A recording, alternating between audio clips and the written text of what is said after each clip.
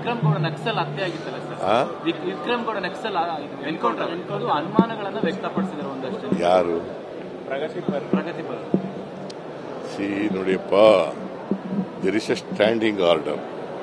ಅವರು ಸರೆಂಡರ್ ಆದರೆ ಅವ್ರಿಗೆಲ್ಲ ಫೆಸಿಲಿಟೀಸ್ ಕೊಡ್ತೀವಿ ಅಂತ ಹೇಳಿದ್ದೀವಿ. ಅವ್ರು ಸರೆಂಡರ್ ಆಗಲಿಲ್ಲ.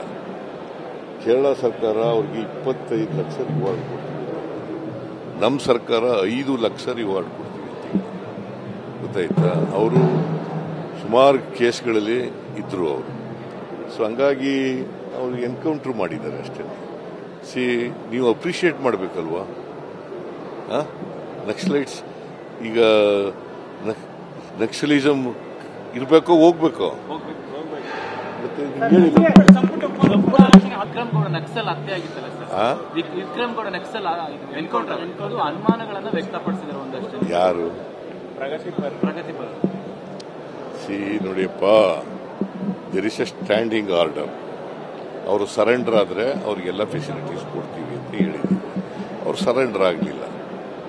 ಕೇರಳ ಸರ್ಕಾರ ಅವ್ರಿಗೆ 25 ಲಕ್ಷ ರಿವಾರ್ಡ್ ಕೊಡ್ತೀವಿ, ನಮ್ಮ ಸರ್ಕಾರ 5 ಲಕ್ಷ ರಿವಾರ್ಡ್ ಕೊಡ್ತೀವಿ ಅಂತ ಗೊತ್ತಾಯ್ತಾ. ಅವರು ಸುಮಾರು ಕೇಸ್ಗಳಲ್ಲಿ ಇದ್ರು ಅವರು.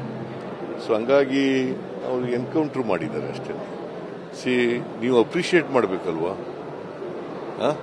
ನಕ್ಸಲೈಟ್ಸ್ ಈಗ ನಕ್ಸಲಿಸಮ್ ಇರಬೇಕೋ ಹೋಗ್ಬೇಕೋ? ಹೋಗ್ಬೇಕು.